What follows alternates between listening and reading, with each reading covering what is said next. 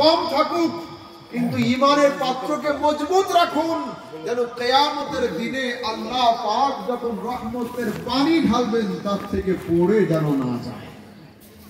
এই জন্য ঈমানি পাত্রকে সবসময় মজবুত রাখতে হবে। ঈমান কাকে বলে শুনুন। ঈমান কি কেবলমাত্র আল্লাহকে মানার নাম ঈমান, না সাথে নবীকেও মানতে হবে? দেখুন কোরআন শরীফ সূরা ইউনূস পারা নম্বর 11 আয়াত নম্বর 90 এর মধ্যে আল্লাহ তাবারক ওয়া তাআলা ফিরআউনকে ডোবানোর ঘটনা বয়ান করছেন। কোরআনের মধ্যে বলা হচ্ছে হাত্তা ইযা আদরাকাহুল গারক, ফিরআউনকে যখন নীল দরিয়াতে ডোবানো হচ্ছিল, কালা ফিরআউন বলে উঠল আমানতু, আমি ঈমান নিয়ে আসলাম। মানুষ যখন পানিতে ডুবে যায় একবারই কিন্তু মরে যায় না, ডুবে মাথা উঁচু করে আবার ডুবে আবার এইভাবে। তো ফিরআউন ডুবে গেল, মাথা উঁচু করে বলছে আমানতু, আমি ঈমান নিয়ে আসলাম। জিবরিল ফেরেশতা বলছেন আমি এক ডালি মাটি নিয়ে ওর মুখে দিয়ে দিলাম, ও ডুবে গেল। আবার উঠলো, উঠে বলছে আন্নাহু লা ইলাহা ইল্লাল্লাযী আমানাত বিহি বানী ইসরাঈল, বানী ইসরাঈল সম্প্রদায় যেমন ঈমান আনলো আমি তেমন ঈমান আনলাম। থার্ড নম্বরে গিয়ে জিবরিল ফেরেশতা বলছেন আবার আমি এক ডালি মাটি মুখে দিয়ে দিলাম, ডুবে গেল। এইবার ফিরআউন আবার একবার ভেসে উঠলো, উঠে বলছে ওয়া আনা মিনাল মুসলিমিন, আমি মুসলমানদের মধ্যে। কিন্তু তিনবার ঈমানের দাবি করা সত্ত্বেও ফিরআউনের ঈমানকে কবুল করা হয়নি কেন? প্রশ্ন এইখানে।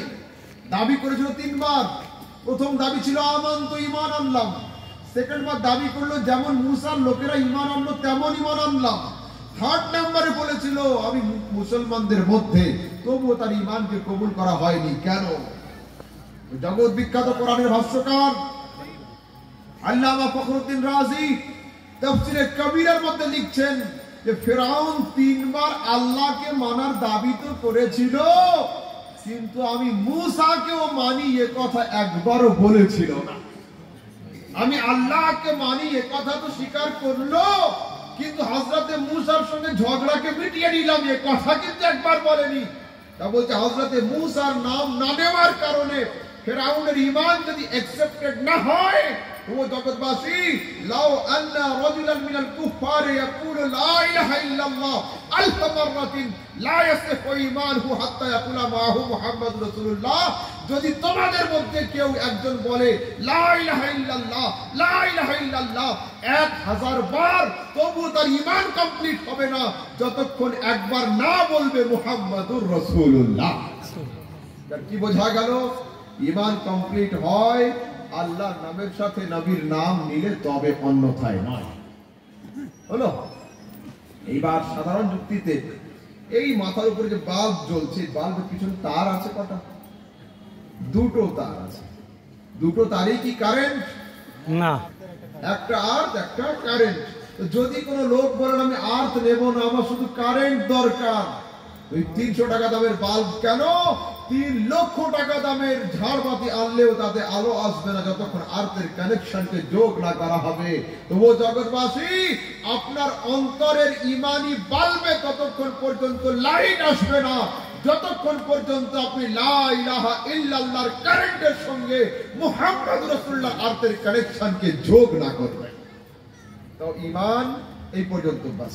এই সাবজেক্ট আমি আগে আর নিয়ে যাব না। এইবার আসুন আল্লাহ পাক কে? আল্লাহ তাবারক ওয়া তাআলা নিজের সম্পর্কে বলছেন ইন্নাল্লাহা আলা কুল্লি শাইইন কাদির, নিশ্চয়ই আল্লাহ সর্বশক্তিমান। আল্লাহ পাকের শক্তি কেমন? আল্লাহ পাক বলছেন ইন্নামা আমরুহু ইযা আরাদা শাইআন আন ইয়াকুলা লাহু কুন ফায়াকুন। আল্লাহ পাকের হুকুম এমন, যখন কোন জিনিসকে তিনি সৃষ্টি করতে চান কেবল হয়ে যা বলে দেন, বলা শেষ হওয়ার আগে সেই জিনিস কমপ্লিট হয়ে যায়। আল্লাহ তাবারক ওয়া তাআলা জগৎবাসীকে যখন নসিহত করতে চাইছেন, নামাজ পড়ার হুকুম করছেন, তখন আল্লাহ পাক বলেন আকিমুস সালাহ, তোমরা নামাজ কায়েম করো।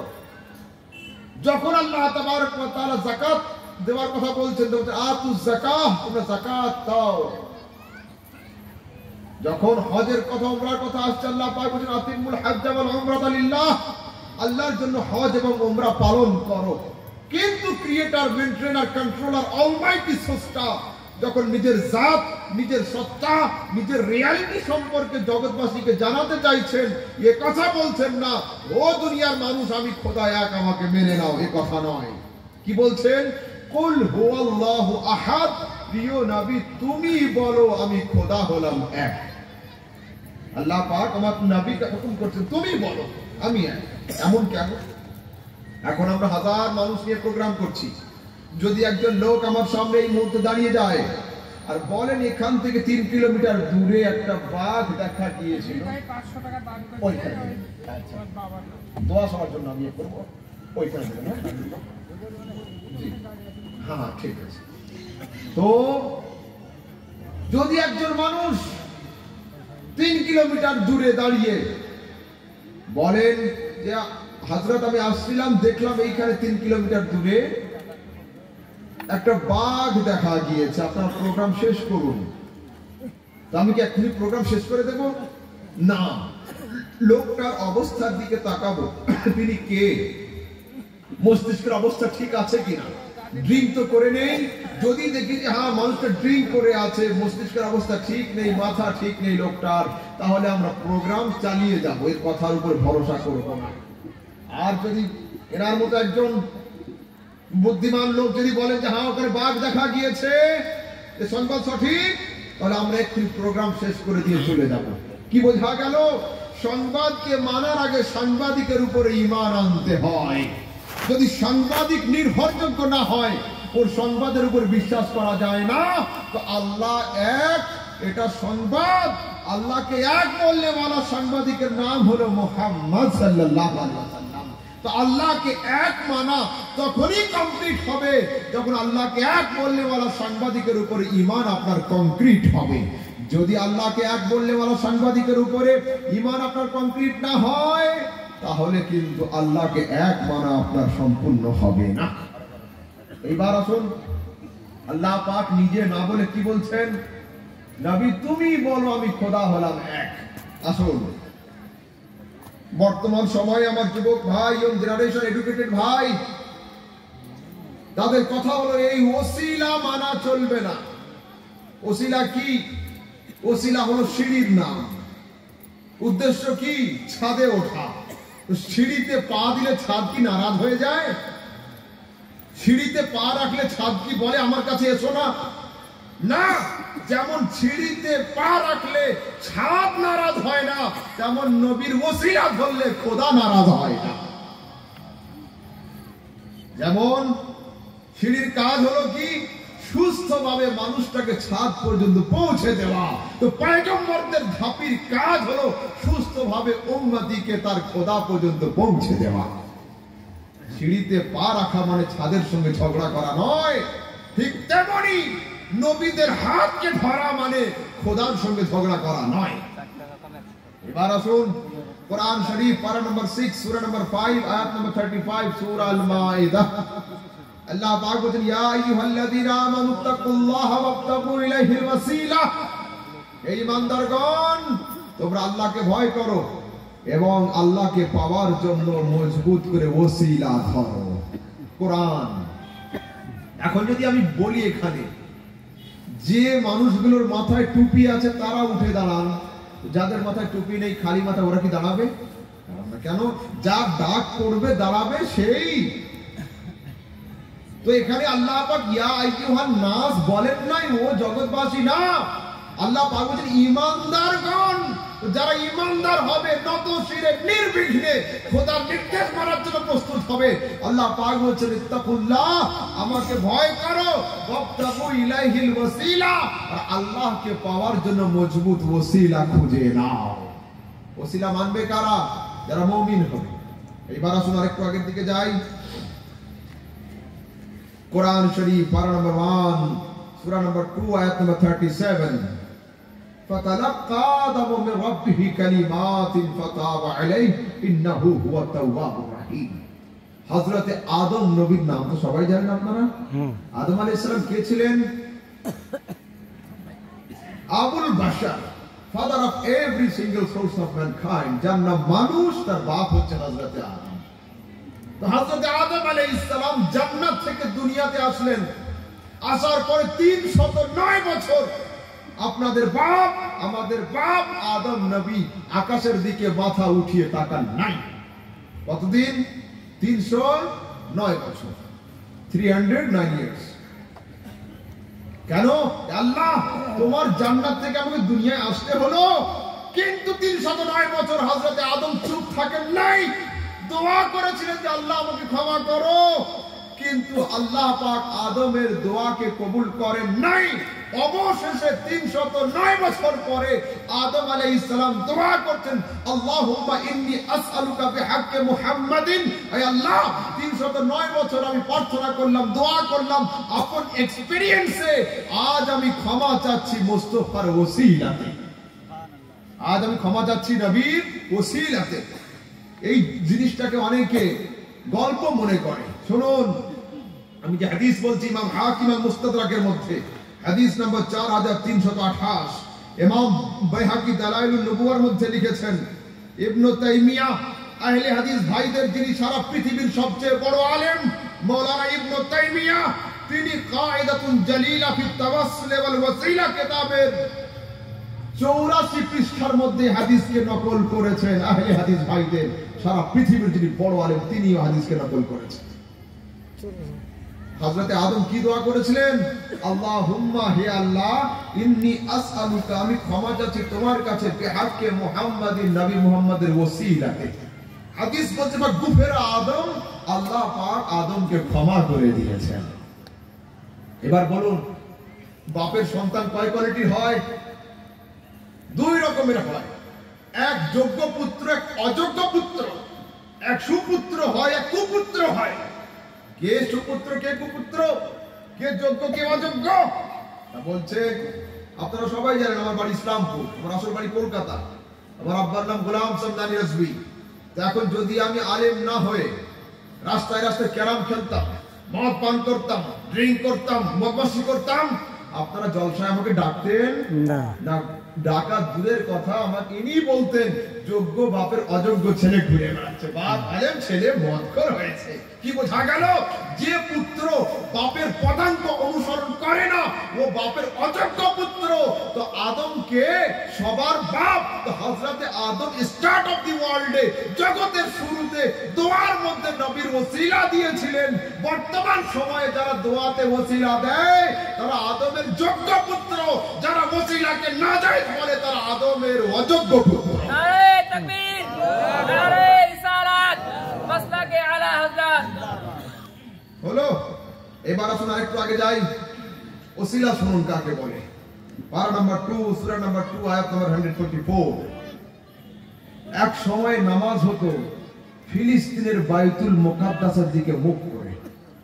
ইসলামের প্রথম কিবলা ফিলিস্তিনের বাইতুল মুকাদ্দাস। আমার নবী ওই দিকে মুখ করে নামাজ শুরু করেছেন। 1-2 রাকাত নামাজ হয়ে গিয়েছে, তৃতীয় রাকাতে গিয়ে নবী দাঁড়িয়েছেন তাকবীরে তাহরিম অবস্থায়। বারবার আকাশের দিকে মাথা উঠাচ্ছেন, আকাশের দিকে দেখছেন, আকাশের দিকে দেখছেন। জিবরিল ফেরেশতাকে আল্লাহ বলেন, জিবরিল নিচে যাও, গিয়ে আমার নবীকে খবর দিয়ে দাও, কদ নারা তাকাল্লুবা ওয়াজহিকা ফিস সামা, তোমার বারবার চেহারা ঘুরে ঘুরে আকাশের দিকে উঠছে, আমি আল্লাহ আমার নবীর চেহারার জিয়ারত করে নিয়েছি। নবী চাচ্ছে প্রথম কিবলাকে পরিবর্তন করে দ্বিতীয় কিবলার দিকে মুখ ঘোরাবে, ফিলিস্তিনের বাইতুল মুকাদ্দাসকে রিজেক্ট করে দিয়ে নতুন কিবলা কাবা ঘরের দিকে মুখ করবে।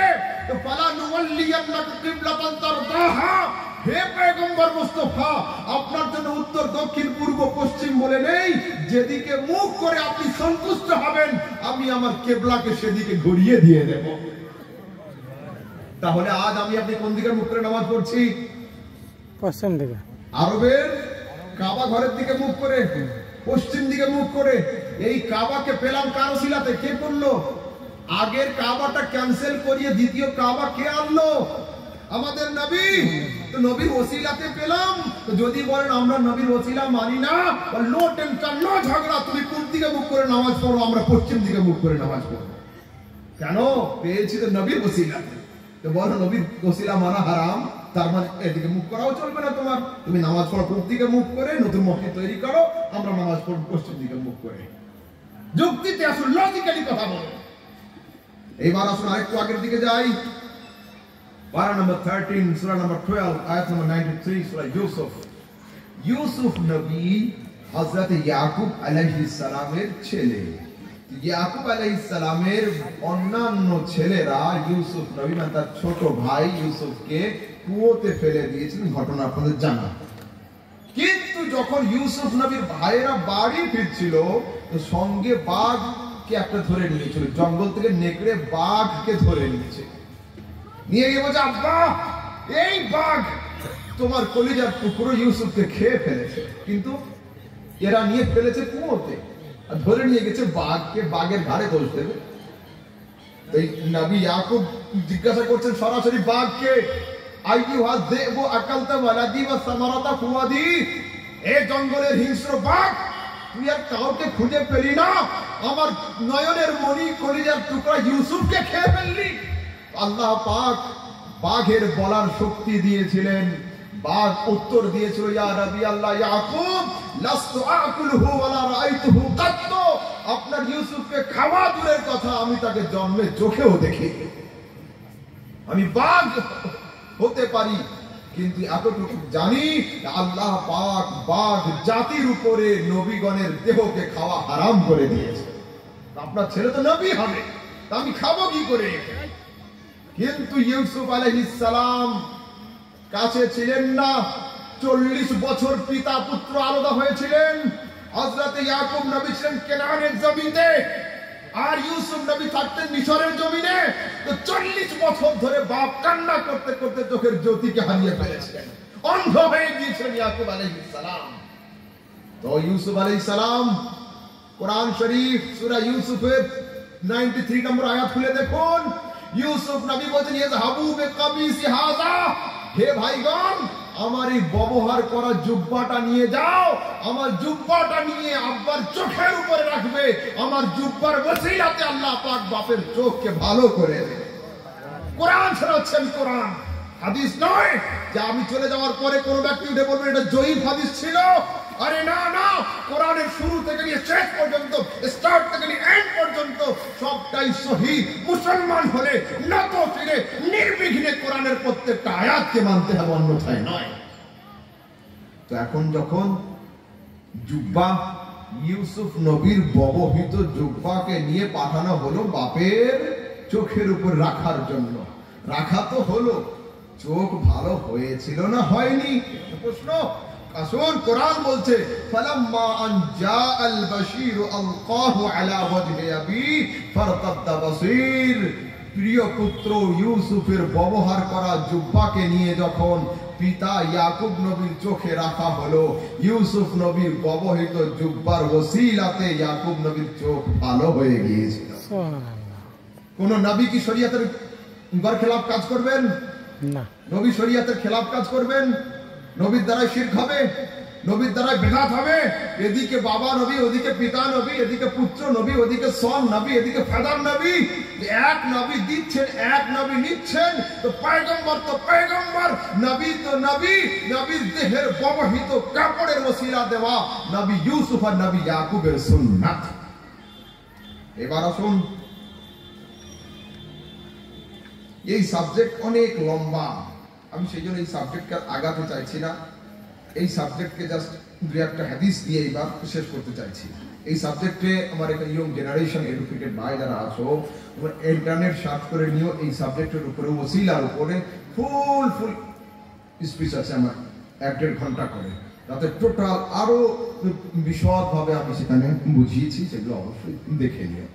এইবার আসুন বুখারী শরীফ কিতাবুল জানায়েজ হাদিস নাম্বার 1277। আমার নবী সাল্লাল্লাহু আলাইহি ওয়াসাল্লাম একদিন বসে রয়েছেন তার সাহাবীদেরকে নিয়ে। একজন সাহাবী এসে, লোক এসে বলছে নবী আপনার লুঙ্গিটা আমাকে দিবেন? কোন হাদিসে আছে আপনার চাদরটা আমাকে দিবেন? তো আমার নবী তো জীবনে কাউকে না বলে না, যে যা চায় নবী তাকে তাই দিয়ে দেয়। রাসূল বলছেন থামো, আমি যাই বাড়ির ভিতরে। উনি বাড়ির ভিতরে গিয়েছেন, গিয়ে লুঙ্গিটাকে ভাঁজ করে নিয়ে বলছে, বাবু take it now, it's gift for you, এটা তোমার জন্য উপহার দিলাম, নিয়ে নাও। ওই লোক যখন নিয়ে চলে আসছে, তো আশেপাশে লোকগুলো বলছে, আরে তুই এত বড় ফকির, তুই তো জানিস আমার নবী চাইলে না বলে না, নবী পড়েছিল সেইটা খুলে নেওয়ার কি দরকারটা হলো? তো উনি বলছেন, আল্লাহ খোদার কসম করে বলি, মা সাআলতুহু লিআলবিসাহা, নবীর কাপড়টা আমি ব্যবহার করার জন্য চাই নাই। তো চাইলে কেন? বুখারীর হাদিস বলছে, ইন্নামা সাআলতুহু লিতাকুনা কাফনি বাদাল মাউত, ইন্তেকালের পরে নবীর ব্যবহৃত কাপড়টা কাফন বানানোর জন্য চেয়েছি। বুখারীর হাদিস শোনাচ্ছি আমি। বলুন, সাহাবীদের নামাজ রোজা কোনো কমই ছিল? আমি আপনি তো জীবনে একবার হজ করি, তারা তো প্রত্যেক বছর হজ করতো। আমি আপনি তো মহল্লার ইমামের পিছনে নামাজ পড়ি, তারা তো নবীর পিছনে নামাজ পড়তো। আর যে নবীর পিছনে নামাজ পড়বে জাহান্নামের আগুন তার উপরে হারাম। সাহাবী, তো তারা যদি নবীর কাপড়ের ওসিলা দেয়, আমি আপনি কোন মুসলমান হলাম দোয়ার মধ্যে নবীর ওসিলা দেব না? এইবার লোক আপনাকে প্রশ্ন করবেন, আসলে আরেকটু আগে যাই। ये हदीस तिरमिजी शरीफের সিহা সিত্তার হাদিস, এই হাদিস নেসাই শরীফের মধ্যে আছে। এই হাদিস ইমাম মুনজিরি তারগিব ওয়া তারহিবের মধ্যে নকল করেছেন। এই হাদিস আহলে হাদিস ভাইদের পৃথিবীর যিনি সবচেয়ে বড় আলেম মাওলানা ইবনে তাইমিয়া মজমুআতুল ফাতাওয়ার প্রথম খণ্ডের ৭৪ পৃষ্ঠার মধ্যে নকল করেছেন। এই কিতাব মুর্শিদাবাদ তো মুর্শিদাবাদ, পুরা পশ্চিমবঙ্গের মধ্যে কারোর ঘরে নেই, না হানাফির ঘরে আছে, না আহলে হাদিস ভাইয়ের ঘরে আছে। আলহামদুলিল্লাহ এই কিতাব আমার ঘরে আছে, 20 খণ্ডে সমাপ্ত। শুধু উপরে উপরে বললে হবে না, পণ্ডিতের গভীরতায় নামতে হবে, স্টাডি করতে হবে, পড়তে হবে, এডুকেশন নিতে হবে, অন্যথায় দ্বীন ও সুন্নিয়তকে নিয়ে খেলা করা যাবে না। এই কিতাবের মধ্যে হাদিস আসছে, আন উসমান ইবনে হুনাইফ আন্না রাজুলান দারীরাল বাসর আতান নবী সাল্লাল্লাহু আলাইহি ওয়াসাল্লাম। উসমান ইবনে হুনাইফ বলে একজন লোক, তার চোখ খারাপ ছিল। এই খারাপ চোখ নিয়ে এসেছে নবীর কাছে, এসে বলছে, নবী একটু দোয়া করে দিন আমার চোখটা যেন ভালো হয়। প্রশ্ন হলো এই যে, বাবু তোমার চোখ খারাপ, তো চোখের ডাক্তারের কাছে যাও, নবী তো নবী। তা বলছে, না না, যে খোদার পয়গম্বর হয় ওর কাছে সবকিছু পাওয়া সম্ভব হয়। তো হুজুর একটু দোয়া করে দিন আমার চোখটা ভালো হোক। রাসূল বলছেন, ইনশাআল্লাহ আখখারতু লাক, যদি চাও কিয়ামতের দিনে তোমাকে চোখ দেব, এটা ভালো হবে। কবে দিবে? কিয়ামতের দিনে। ও বলছে, না আমার চোখ এখন লাগবে। এখন চোখ নিয়ে কি করবে? বলছে, আমি আপনার নূরানি চেহারাকে দর্শন করতে চাই। তো আমার নবী তো হাত তুললে হয়ে যেত চোখ, কিন্তু নবী হাত তোলেননি। ফাআমারাহু আইয়াতাওয়াদ্দা ফায়ুহসিন ওযুআহু, বাড়ি যাও, যে সুন্দর করে ওযু করো, ওয়া ইউসাল্লি রাকাতাইন, 2 রাকাত নফল নামাজ পড়ো, কিন্তু নামাজের পরে কি মন্ত্র পড়বে সেটা আমি নবী তোমাকে শিখিয়ে দিচ্ছি। নবী বলেন, আল্লাহুম্মা ইন্নী আসআলুকা ওয়া আতাওয়াজ্জাহু ইলাইকা বিন্নবিয়্যির রাহমাত ইয়া মুহাম্মদ। নামাজের শেষে দোয়া করবে, হে আল্লাহ আমি তোমার কাছে চোখ চাচ্ছি রহমতের পয়গম্বর মুহাম্মাদের ওসিলাতে, ইয়া মুহাম্মদ। তো সাহাবায়ে কেরাম বলছেন, এই দোয়া করার পরে আমরা এখনো জলসা সেরে বাড়ি যাইনি, লোকটার চোখ ভালো হয়ে গিয়েছে, খোলা চোখে নবীর দরবারে উপস্থিত হয়ে গিয়েছে।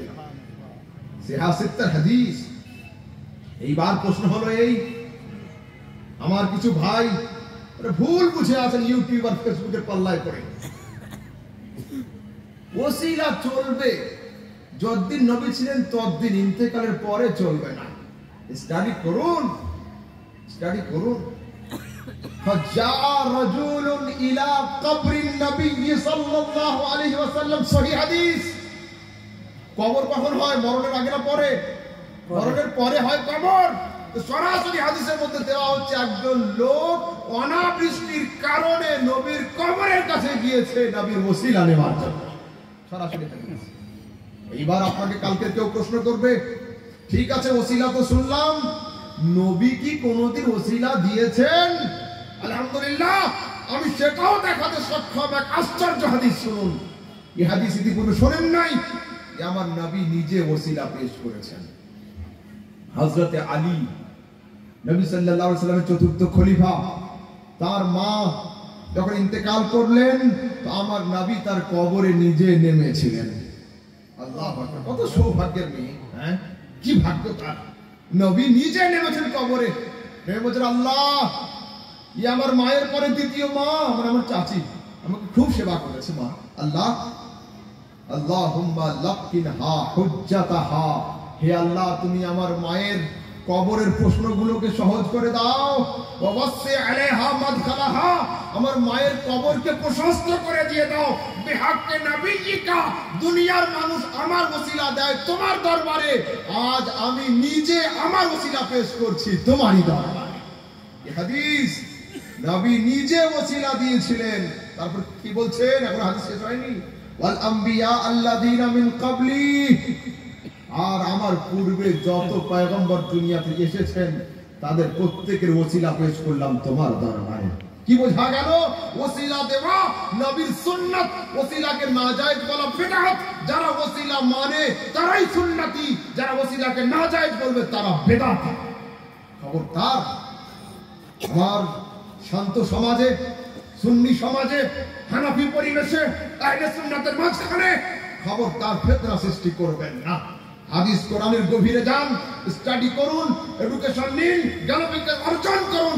After that if you want to ask me, you ask me, I will try to answer you.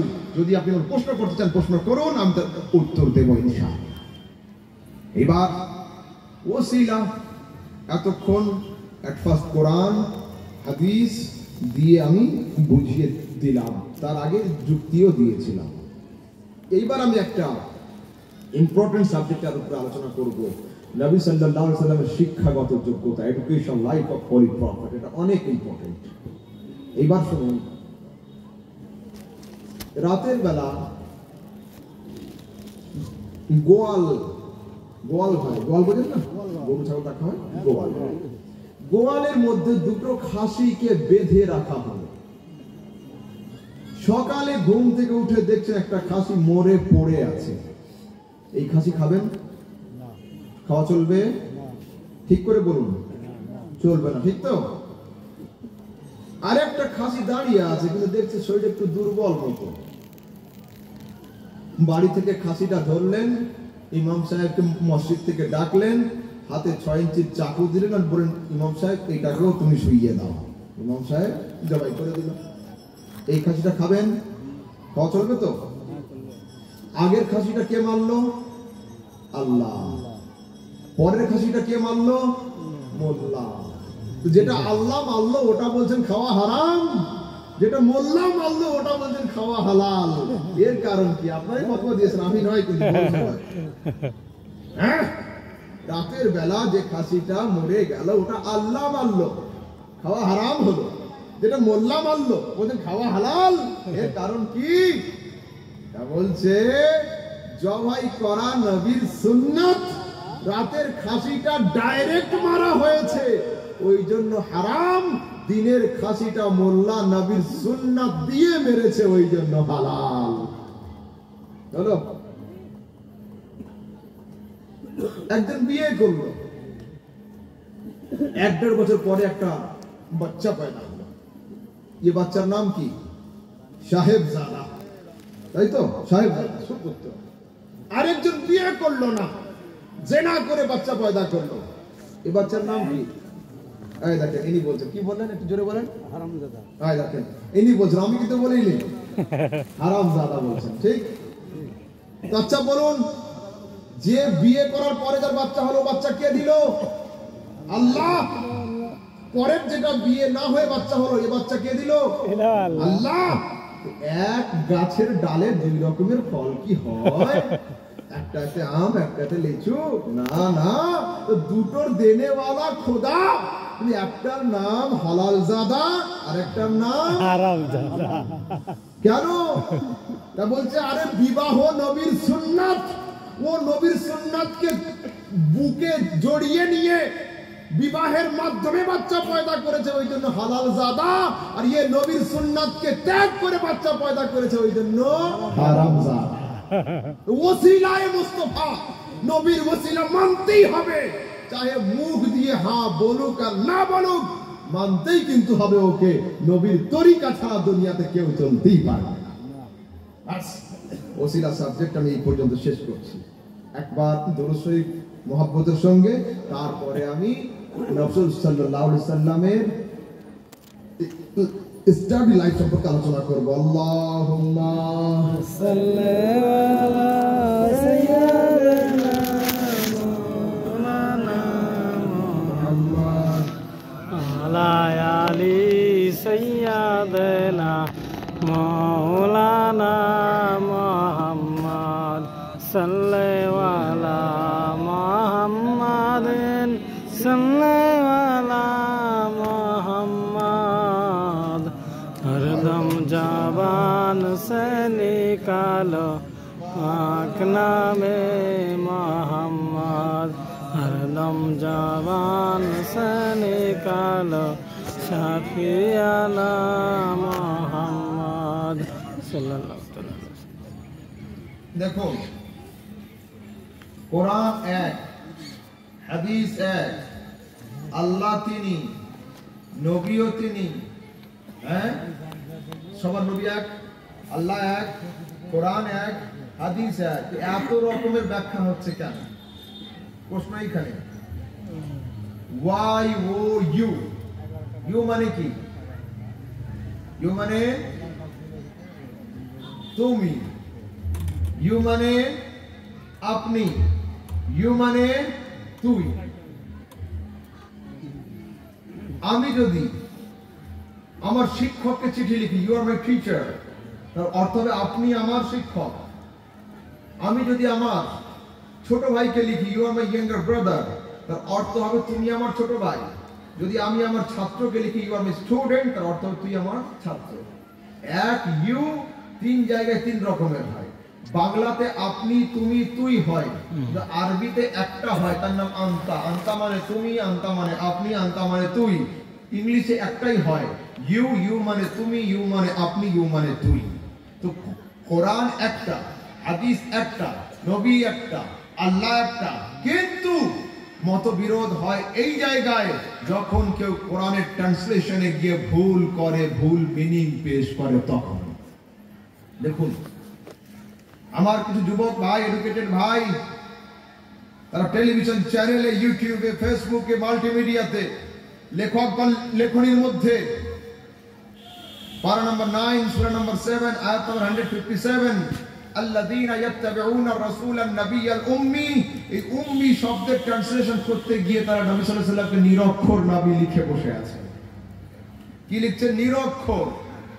নিরক্ষর শব্দের মানে কি হয়তো অনেকে জানবেন না, সেই জন্য একজন বক্তা সাহেব ইউটিউব চ্যানেলে খুব ক্লিয়ার করে দিয়েছে, খুব ফেমাস লোক, খুব ক্লিয়ার করেছেন কি নিরক্ষর মানে যিনি আলিফ বা তা ওয়াহিদ ইসনাইন সালাসা 1 2 3 গুনতে জানতেন না। হায় আফসোস, আগেকার যুগের বুড়ি বুড়ি দাদি নানি গুলো তারা 1 2 করে 100 পর্যন্ত গুনতে পারে না, কিন্তু 20 পর্যন্ত গুনতে পারে। যারা বিড়ি বাঁধে, নলেজ নেই, এডুকেশন নেই, তারা কিন্তু 20 পর্যন্ত ই করে। কেন? বিড়ির বান্ডিলে 20টা বিড়ি থাকে, তারা হিসাব করে 1 20 2 20 5 20 7 20 এভাবে হিসাব করে। তো আমার দেশে আনএডুকেটেড লোকগুলো 1 20 জানে, আর যিনি জগৎ গুরু মোহাম্মদ তিনি 1 2 3 ও জানতেন না। হায় আফসোস যুবক, এডুকেটেড ভাই, তোমরা তোমাদের বিবেক বুদ্ধিকে কোন মার্কেটে বিক্রি করলে? আমার নবীকে নিরক্ষর প্রমাণ করতে চাইছো? শোনো একটু মন দিয়ে। সমাজে বিচার হয় না? হয় কথা না? বিচার হলো, বিচারের শেষে সালিসনামার উপরে দুই পক্ষের সই করানো হয় একমত হওয়ার জন্য। ডান দিক থেকে আমি আওয়াজ করলাম, বাবু তোমার আব্বাকে ডাকো। ডান দিককার ছেলে আওয়াজ করলো, আব্বা আসুন, সই করে যান কাগজের উপর। বাম দিককার ছেলেকে আওয়াজ করলাম, বাবু তোমার আব্বাকেও ডাকো। বাম দিককার ছেলেটা বলছে, আব্বা আসুন, টিপ দিয়ে যান। আমি জিজ্ঞাসা করলাম, ডান দিককার ছেলেটা জোরে বললো বাবু, বাম দিককার ছেলেটা আস্তে বললো কেন? আব্বা আসুন, টিপ দিয়ে যান। আস্তে করে বললো, টিপ দিয়ে যান, আস্তে করে। কেন? 50 জন লোকের সামনে কি করে প্রকাশ করি আমার আব্বা লেখাপড়া জানে না, টিপ দিবে, সেই জন্য আস্তে করে ডাকলাম, যাতে আব্বার মান সম্মানে ক্ষতি না আসে, মান সম্মান নষ্ট না হয়। আমি বলছি, হে যুবক, আমি তোমাকে স্যালুট করি, আমি সম্মান করি সেই পুত্রকে যে পুত্র আপন পিতার দোষ গুণকে লুকিয়ে রাখে, এটা ভালো কথা। কিন্তু তুমি তোমার আব্বাকে 50 জন লোকের সামনে নিরক্ষর বলতে লজ্জাবোধ করছো, আর জগৎ গুরু মুহাম্মদকে চ্যানেলে বসে নিরক্ষর প্রমাণ করতে চাইছো। একটু চিন্তা তো করো। আসুন আরেকটু আগের দিকে যান। আজ আপনাদের জলসাতে আমাকে দাওয়াত করেছেন, বিজ্ঞাপনের নাম আছে, কেন ডাকলেন আমাকে? আমি এডুকেটেড বলে না আনএডুকেটেড বলে? ছোট মোটো হলেও এডুকেটেড, পুরোপুরি আনএডুকেটেড আমি নয়। আপনাদের জলসা আমাকে দাওয়াত করলেন কেন? আমি আলিম বলে না জাহিল বলে? ছোট মোটো হলেও আলিম, পুরোপুরি জাহিল কিন্তু আমি নয়। তো যিনি আপনার জলসার বক্তা, তিনি যদি এডুকেটেড হন, যিনি বিশ্ব জলসার প্রধান বক্তা মুহাম্মদ রাসূলুল্লাহ, তিনি কি আনএডুকেটেড হবেন? হাউ টু পসিবল, কি করে সম্ভব এটা? কিন্তু এই কথা সত্য, আমার নবী দুনিয়া কোন স্কুল, কলেজ, মাদ্রাসা, মক্তব, ইউনিভার্সিটিতে তিনি পড়েন নাই। নবী পড়েছেন কোন জায়গায়? পড়েন নাই। কেন পড়েননি? বর্তমান যিনি ভারতের প্রাইম মিনিস্টার, ইনি কি বড় এডুকেটেড মানুষ? না। এর আগে তিনি ছিলেন ডক্টর মনমোহন সিং, উনি অনেক বড় এডুকেটেড ছিলেন। ডক্টর মনমোহন সিং একদিন 15ই আগস্ট ভারতের লাল কেল্লাতে দাঁড়িয়ে বক্তব্য রাখছেন। ওনার প্রোগ্রামকে লাইভ টেলিকাস্টে দেখানো হচ্ছিল। ওনার একজন গৃহ শিক্ষক, তিনি ছোটবেলায় ওনাকে অঙ্ক করিয়েছিলেন। উনি মনমোহন সিং এর প্রোগ্রাম দেখতে দেখতে নাতি ভাইপো গুলো ডাকছে, বাবু দেখ দেখ দেখ দেখ, এটা মুখ মনমোহন সিং। ছোটবেলায় আমার কাছে অঙ্ক করতে আসতো, আমি a+b হোল স্কয়ারের সূত্র জিজ্ঞাসা করেছিলাম। a square plus 2ab plus b square, b square বলতে ভুলে গিয়েছিল। আমি ছোট মনমোহনের কান মুখে দিয়ে থাপ্পড় দিয়েছিলাম। আজ আমার জন্য গৌরবের কথা যে আমার সেই ছাত্র ভারতের প্রাইম মিনিস্টার হয়েছে। এমত অবস্থায় ওনার আরো একজন গৃহ শিক্ষক, যিনি ছোটবেলায় ওনাকে ইংলিশ শিখিয়েছিলেন, উনি তাড়াতাড়ি করে ডাকছেন, বাবু দেখো এটা মনমোহন সিং। ছোটবেলায় আমার কাছে আসতো, international, ambition, nation, square, fashion, এই সমস্ত শক্ত শক্ত বানানগুলো জিজ্ঞাসা করেছিলাম। ছোট মনমোহন বলতে পেরেছিল না। আমি ছোট মনমোহনকে আধ ঘন্টা নীল ডাউন করিয়ে দিয়ে একটা ছোট করে থাপ্পড়ও দিয়েছিলাম। আজ আমার জন্য গৌরবের কথা যে আমার এই ছাত্র ভারতের প্রাইম মিনিস্টার হয়েছে। কি বোঝা গেল? আপনি যত বড় শিক্ষক হন না কেন, শিক্ষক স্যার একজন থাকবেন। যত বড় প্রফেসর হন না কেন, প্রফেসর স্যার একজন থাকবেন। যত বড় মাস্টার হন না কেন, মাস্টার শিক্ষক একজন থাকবেন। যত বড় হাফেজ হন না কেন, হাফেজ শিক্ষক একজন থাকবেন। যত বড় আলেম হন না কেন, আলেম শিক্ষক থাকবেন। কিন্তু আল্লাহ পাক কোরআনে বলেছেন, নবী তুমি জগতে যাও, ইয়াতলু আলাইহিম আয়াতিনা ওয়া ইউযাক্কিহুল কিতাব ওয়াল হিকমা, জগৎবাসীকে গিয়ে কোরআন পাঠ করে শোনাবে, জগৎবাসীকে জ্ঞান বিজ্ঞান দান করবে। আর আমার নবীকে দুনিয়ার কোন স্কুল, কলেজ, মাদ্রাসা, মক্তব, ইউনিভার্সিটিতে এই জন্য পড়ার চান্স দেওয়া হয়নি। হে নবী, তুমি সবার মাস্টার হবে, তোমার মাস্টার যেন জগতে কেউ না হতে পারে। আমার নবী দুনিয়াতে কেন পড়েননি? তিনি সবার টিচার হবেন, তার টিচার যেন জগতে কেউ না। এত সুন্দর পয়েন্ট অফ ভিউ থাকা সত্ত্বেও আমার স্কুল কলেজের স্টুডেন্টরা 7 পাস করলো না, 8 পাস করলো না। 7 আর 7th এর মধ্যে কি পার্থক্য? 10 আর 10th এর মধ্যে কি পার্থক্য? যে ছেলেরা এইগুলো জানে না, তার ইউটিউব দেখে আমার সঙ্গে হাস করতে আসে। আমাদের নবী নিরক্ষর ছিলেন। হায় আফসোস, তুমি 7 পাস, 8 পাস, তুমি গ্র্যাজুয়েটেড, তোমার কাছে ডিগ্রি আছে। আরে যার হাদিস পড়ে তুমি আলেম হলে, তুমি তো আলেম হয়ে গেলে, কিন্তু সেই হাদিসওয়ালা নবী নিরক্ষর থেকে গেলেন। এই কথা মাথায় আসে মানুষের। যদি আপনার দেহে ব্লাড না চলে, যদি পানি চলে, আপনি এর প্রতিবাদ করবেন না। কিন্তু আপনার দেহের মধ্যে যদি ইমানি ব্লাড চলে, আপনি কোনদিনের জন্য আপনার নবীকে নিরক্ষর প্রমাণ করতে পারবেন না। আরো শুনুন, আগের দিকে আসুন। এখানে হাই স্কুল কোথায় আছে? আচ্ছা, হাই স্কুলের নাম আচ্ছা বাগমারা হাই স্কুল। আমি পড়েছি চক ইসলামপুর শ্রীকৃষ্ণ চম্পালাল মাহেশ্বরী উচ্চ বিদ্যালয়, বড় হার্ড স্কুল আমার। স্কুলের নতুন একজন স্যার এসেছেন, ভালো করে বুঝে নিন। 1 সপ্তাহ ঠিকঠাক অঙ্ক করিয়েছেন।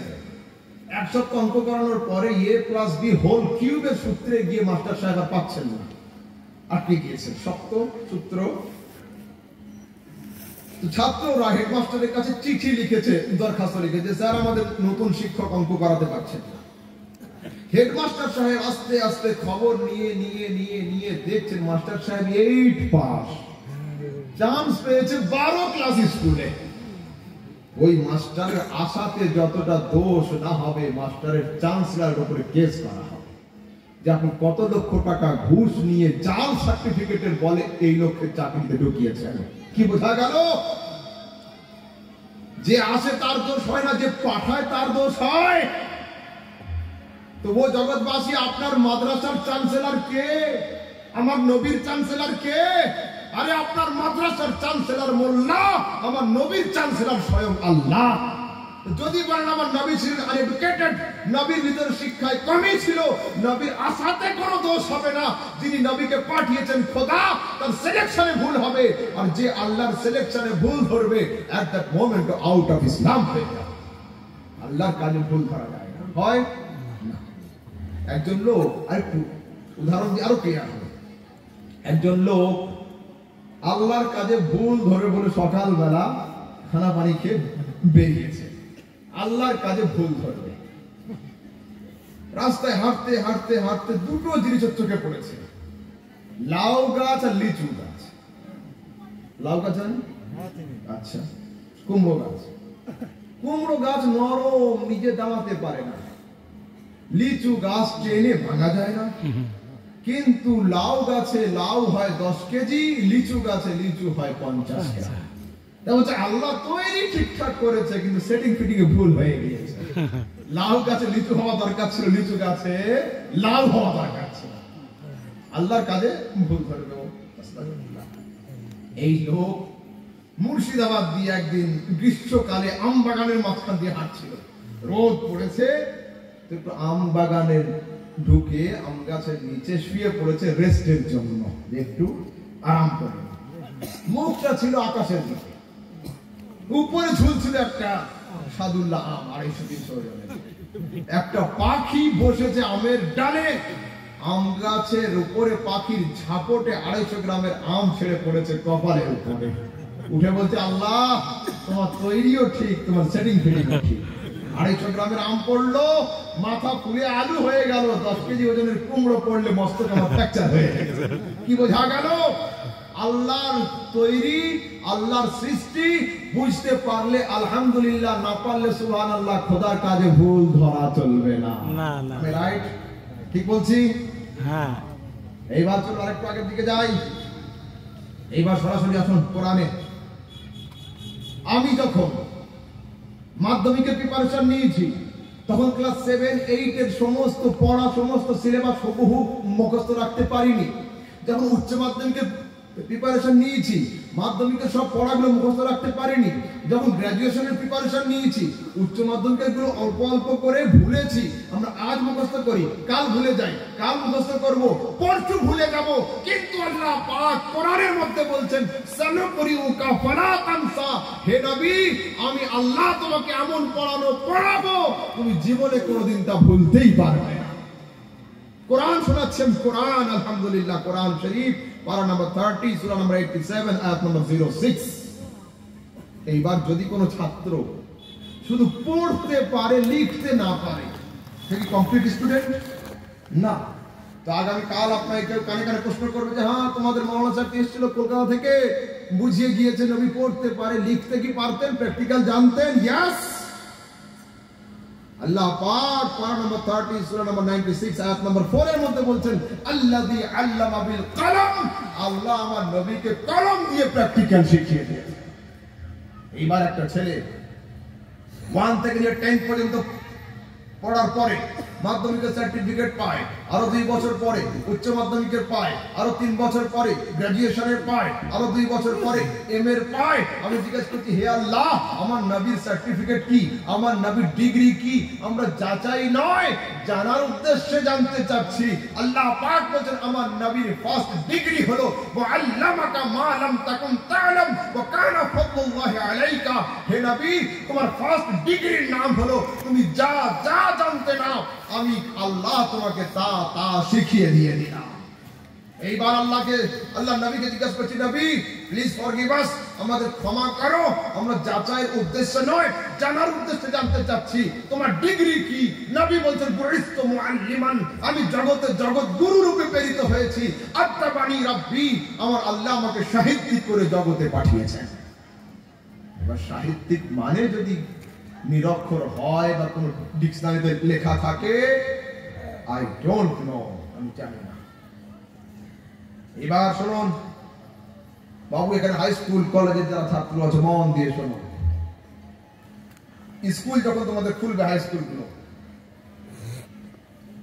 তখন স্কুলে যাবে তোমরা, গিয়ে প্রেয়ার লাইন কমপ্লিট হবে, ঠিক আছে? প্রেয়ার লাইন হবে।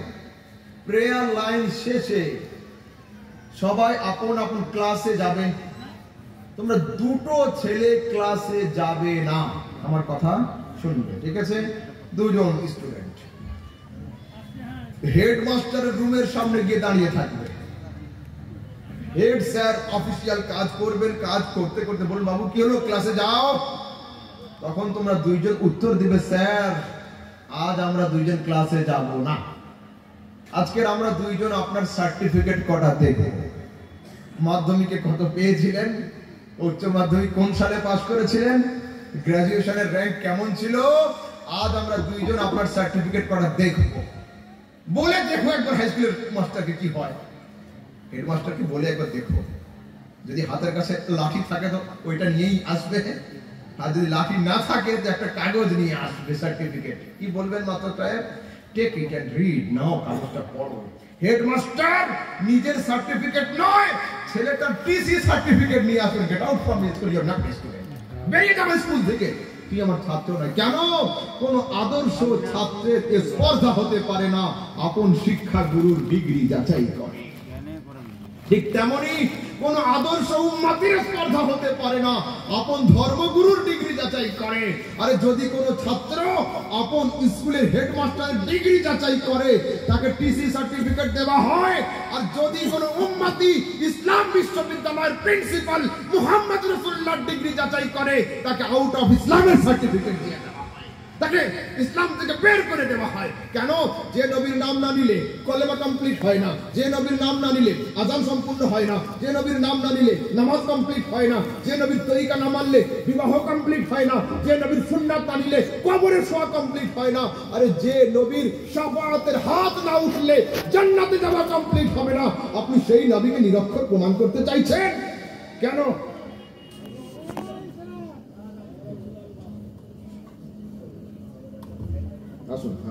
তাহলে খবরদার নয় হে যুবক, আমার এডুকেটেড ভাই, তোমরা তোমাদের জ্ঞানকে, বিবেককে, বুদ্ধিকে, আকলকে, নলেজকে কোন মার্কেটে বিক্রি করলে? তোমরা কেন নবী সাল্লাল্লাহু আলাইহি সাল্লামকে নিরক্ষর প্রমাণ করতে চাইছো? এটা তো তোমাদের জন্য গৌরবের কথা ছিল যে আমার নবী দুনিয়ায় কারোর কাছে না পড়েও জগতের সবচেয়ে বড় এডুকেটেড। এই কথা না বলে আজ তোমরা তাকে নিরক্ষর প্রমাণ করতে চাইছো। খবরদার নাস্তা। জি, আর শুনুন 2-5 মিনিট 10 মিনিট। যাচাই যাচাই কতক্ষণ হয়? যাচাই কে করে, কারা করে? যাচাই কে করে, কারা করে? আমি একদিন দমকল গেলাম, যুক্তি শুনুন ভালো করে। দমকল গেলাম, সঙ্গে ভাইটাকে নিয়ে গেলাম, চাচাজানকে নিয়ে গেলাম একটা জামার কাপড় কিনবো। দোকানদার কাপড় বের করলেন, ওই কাপড়টাতে চাচাজান হাত দিলেন, দিয়ে বলছে আহমদ বাবু, আহমদ রাজা, তুমি এই কাপড়টা নিও না, এটা 50% কটন, গরমের সময় আর একটু ভালো কাপড় নাও, পরে আরাম পাবে। উনি হাত দিয়েছেন, ঠিক আছে। দোকানদার একটা কাপড় বের করলো, ওই কাপড়টাতে এই ভাইটা হাত দিয়ে বলছে আহমদ হুজুর, এই কাপড়টা 80% কটন, আপনি 100% কটন নেন, পরে আরাম পাবেন গরমের সময়। একটা কাপড় দোকানদার বের করলো, 3 মিটার চয়েস হয়ে গেল, কেটে নিলাম, নিয়ে পাঞ্জাবি করার জন্য। তো এই কাপড়টা কেটে নেওয়ার পরে আর কি কারোর হাত দিয়ে আমি যাচাই করাবো না। কাপড়টা যতক্ষণ দোকানদারের ছিল ততক্ষণ যাচাই হচ্ছিল, এর হাত, আমার হাত, তার হাত, তার হাত। কিন্তু কাপড়টাকে যখন দোকানদারের কাছ থেকে আমি আমার বলে নিয়েছি, যাচাই করাকে বন্ধ করে দিই। বিয়ের আগে ছেলে পক্ষ মেয়ের 50টা খুদ বের করে, মেয়ে পক্ষ ছেলের 10টা খুদ বের করে। কিন্তু যেদিন এই ছেলে আর এই মেয়ে বিবাহ বন্ধনে আবদ্ধ হয়ে যায়, সেই দিন থেকে এই ছেলে কিন্তু এই মেয়ে সম্পর্কে একটা নেগেটিভ পয়েন্ট আর শুনতে রাজি নয়। কেন? যতদিন পর্যন্ত এই অমুকের মেয়ে ছিল, যাচাই হচ্ছিল, যখন মেনে নিয়েছে শি ইজ মাই ওয়াইফ, আজ থেকে আমার স্ত্রী, যাচাই করা বন্ধ। যাচাই হয় কতক্ষণ? যতক্ষণ কেউ কাউকে নিজের বলে মানতে পারে না, ততক্ষণ। যখন কেউ কাউকে নিজের বলে স্বীকার করে নেয়, যাচাই করাকে বন্ধ করে দেয়। বর্তমান যুগের মানুষ নবীকে যাচাই করে, নবী নূর না মাটি, গায়েব জানতেন কি জানতেন না, এডুকেটেড ছিলেন না আনএডুকেটেড ছিলেন, হাজির নাজির হতে পারেন কিনা, মরে গিয়ে কবরে আছেন না নেই, ধাপে ধাপে, পায়ে পায়ে, কদমে কদমে, স্টেপে স্টেপে নবীকে যাচাই করে। আমরা যাচাই করি না কেন? তারা যাচাই করে কেন? তারা এখনো নবীকে নিজের বলে মানতে পারেনি, সেই জন্য বারবার যাচাই করে। আরে আর আমরা যাচাই করি না কেন? মেনে নিয়েছি আমাদের নবী, আমাদের রাসূল, আমাদের পয়গম্বর। যেদিন থেকে আমাদের নবী বলে দিয়েছি, সেদিন থেকে যাচাই করাকে হারাম করে দিয়েছি। হাদিস শুনুন, আমি লাইফে কোনো বক্তব্যে উইদাউট রেফারেন্স কোনো কথা বলিনি। আমার লাইফ বলতে আমার লাইফ আমার ছোট, আমার লাইফ মাত্র 29 ইয়ার্স ওল্ড, ওকে? আমার লাইফ ছোট। শুনুন, মেরাজের ঘটনা আপনাদের তো সবার জানা আছে। আমার নবীর মেরাজ হয়েছিল, আমি সেদিকে যাব না। রাসূল মেরাজ থেকে ফিরলেন, ইম্পর্টেন্ট একদম নুকতা, এইটা শুনে আমাকে ছেড়ে দেবেন আজকে ইনশাআল্লাহ। রাসূল সাল্লাল্লাহু আলাইহি ওয়াসাল্লাম মেরাজ থেকে আসলেন। এই হাদিস মুসলিম শরীফ কিতাবুল ঈমান হাদিস নম্বর 172, নিসাই শরীফ হাদিস নম্বর 11480, আবু আওয়ানা আল মুসনাদের মধ্যে عن ابي هريره قال, هذا ابو هريره থেকে বর্ণিত, রাসূল বলেন, লাকাদ রাআইতুনি ফিল হিজর ওয়া কুরাইশ তাসআলুনি আল মাসরায়া ওয়া সাআলাতনি আন আশিয়াء মিন বাইতিল মুকদ্দাস লাম উসবিতহা ফাকুরিবতু কুরবাতান মা কুরিবতু মিথলাহু কাত্তু ফারাফাহু আল্লাহু লি ওয়া আনজুরু ইলাইহি। কি হচ্ছে? মেরাজ থেকে রাসূল আসলেন, সকালবেলা মক্কার কাফেররা এসে বলছে, রাসূল আমরা শুনলাম তুমি রাতের বেলা মেরাজে গিয়েছিলে, is it right or wrong? এটা ঠিক না ভুল? রাসূল বলেন, yes I went yesterday night. হ্যাঁ, আমি গত রাতে মেরাজে গিয়েছিলাম। তো বলছে আরব থেকে ফিলিস্তিনে গেলে, ফিলিস্তিনের বাইতুল মুকাদ্দাসে নামাজ পড়ে এক রাতে চলে এলে, হাউ টু পসিবল? কি করে সম্ভব এটা? তো যদি তুমি ফিলিস্তিনের বাইতুল মুকাদ্দাসে গিয়ে থাকো, বলো তো বাইতুল মুকাদ্দাসের দরওয়াজা কয়টা, জানালা কয়টা, ধাপি কয়টা? কেউ হাজী সাহেব আছেন, হজ করতে গিয়েছেন, হজ থেকে আসলে, আপনি হজ করেছেন? আজ পিছনে আছে, হাজী সাহেব হজ করেছেন, পিছনে আছেন, ঠিক আছে। হজ করে আসলেন, আসার পরে উনি খেজুর দিলেন, খেলাম, পানি দিলেন, পান করলাম। খেজুর পানি খাওয়ার পরে জিজ্ঞাসা করতে, হাজী সাহেব কাবা ঘর দেখেছেন? বলছে, হ্যাঁ বাবা, কাবা ঘরের চারদিকে খুব ঘুরেছি, খুব তোয়াফ করেছি। আচ্ছা বলুন তো, কাবা ঘরের চারিদিকে কটা হ্যালোজেন বাল্ব লাগানো আছে? বলতে পারলে হাজী মানব, নয়তো মানব না। এ কথা কি হয়? এ কথা তো হয় না। আমি কাউকে জিজ্ঞাসা করলাম, ভাই তুমি কোথায় গিয়েছিলে আজকে, তোমার সারাদিন দেখতে পাইনি। বলছো আজকে বন্ধুদেরকে নিয়ে লালবাগ গিয়েছিলাম বেড়াতে, হাজারদুয়ারির দেখতে। আচ্ছা বলো তো হাজারদুয়ারির ধাপি কয়টা? বলতে পারলে তোমার লালবাগ যাওয়া মানি, নয়তো মানি না। এমন তো হয় না। কিন্তু মক্কার কাফেররা এত অসভ্য ছিল, বর্বর ছিল, তারা সবসময় নবীকে ফেল করানোর টার্গেটে থাকতো। তারা জিজ্ঞাসা করতেন, বলো যদি ফিলিস্তিন গিয়ে থাকো, বাইতুল মুকাদ্দাসের দরওয়াজা কয়টা, জানালা কয়টা, ধাপি কয়টা? রাসূল বলেন, ফাকুরিবতু কুরবাতান মা কুরিবতু মিথলাহু কাত্তু। আমি নবী এত হয়রান হয়েছি, এমন হয়রানি লাইফে কোনোদিন আমার আসেনি। মনে মনে চিন্তা করছিলাম, হে আল্লাহ, তোমার নবী কি মক্কার কাফেরদের প্রশ্নের উত্তর দিতে পারবে না? মনে মনে চিন্তা করছিলাম। ফারাফাহুল্লাহু লি ওয়া আনজুরু ইলাইহি। এমন অবস্থায় আল্লাহ পাক ফিলিস্তিন দেশ থেকে বাইতুল মুকাদ্দাসের স্ট্রাকচারকে উঁচু করে আমার চোখের সামনে হাজির করে দিয়েছিলেন। আমি আপন চোখে দেখছিলাম, কাফেরদের প্রশ্নের উত্তর দিয়ে দিচ্ছিলাম। এই হাদিসের শেষে অন্য হাদিস যোগ করছি, করে শেষ করছি। চলুন, এইবার মক্কার এডুকেটেড কাফের আবু জাহল চলে এসেছে নবীর দরবারে। এসে বলছে, নবী আমি শুনলাম মেরাজে গিয়েছিলেন, ঠিক না ভুল? রাসূল বলছেন, yes I went yesterday night, আমি গিয়েছিলাম গত রাতে। আবু জাহল দৌড়ে চলে গিয়েছে আবু বকর সিদ্দিকের বাড়ি। কার কাছে? আবু বকর সিদ্দিক, নবীর 1 নম্বরের খলিফা। গিয়ে বলছে, আবু বকর তুমি যার উপরে কলমা পড়ে, যার নামে কলমা পড়ে ঈমান নিয়ে এসেছো, মুহাম্মদ রাসূলুল্লাহ, তিনি দাবি করছেন আমি মেরাজে গিয়েছিলাম, কি বলছো বলো? আমার নবী বলছেন, হযরত আবু বকর বলছেন, আমার নবী কোনো অবাস্তব দাবি করবেন না। আমার নবী কোন অবাস্তব প্রস্তাব রাখবেন না। আবু জাহল বলছে ওয়া জালিসুন ফিল মসজিদ ইয়াকুল আল-আন, বিশ্বাস না হয় যাচাই করে এসো, নবী মসজিদে বসে বসে এই দাবির উপরে অটল আছেন তিনি মেরাজে গিয়েছিলেন। আবু বকর সিদ্দিক যাচাই করেন নাই, তিনি বলেন লাউ কালা হাকাযালা সাদাকা, যদি আমার নবী দাবি করেন আমি মেরাজে গিয়েছিলাম তিনি সঠিক দাবি করেছেন। আবু বকর সিদ্দিক কি আবু জাহল তো বুদ্ধিমান কাফের ছিল, জিজ্ঞাসা করছে আচ্ছা আবু বকর তুই যাচাই করলে না তো? আবু বকর সিদ্দিক বলেছিলেন আমি কোন মুখকে যাচাই করব, কোন জুবানকে যাচাই করব? আরে যে মুখ বলেছে লা ইলাহা ইল্লাল্লাহ না দেখে মেনে নিয়েছি, সেই মুখ দাবি করছে আমি মেরাজে গিয়েছিলাম। তো যদি লা ইলাহা ইল্লাল্লাহতে কোনো ডাউট না থাকে আমি মেরাজে গিয়েছিলাম, এতেও কোনো সন্দেহ থাকতে পারে না। এ তো হাদিস। এখান থেকে আমার পয়েন্ট অফ ভিউ হলো এটা, দেয়ার ওয়াজ টু আবু, ওখানে দুটো আবু ছিল। এক আবু নবীকে যাচাই করছিল, এক আবু বিনা যাচাই নবীর উপর ঈমান আনছিল। আরে যে নবীকে যাচাই করছিল তার নাম আবু জাহল, যে যাচাই ছাড়া নবীকে মানছিল তার নাম আবু বকর। আরে নবীকে যাচাই করা আবু জাহলের তরিকা, বিনা যাচাই নবীকে মানা আবু বকরের তরিকা। বর্তমানে যারা নবীকে যাচাই করে তারা আবু জাহল পন্থী, যারা নবীকে যাচাই না করে তারা আবু বকর পন্থী। ডাক্তারের কাজ প্রেসক্রিপশন লিখে দেওয়া, ওষুধ কিনে খাইয়ে দেওয়া নয়। আই ক্যান সাজেস্ট ইউ এটা এই রাস্তা, এটা এই রাস্তা, after that as you like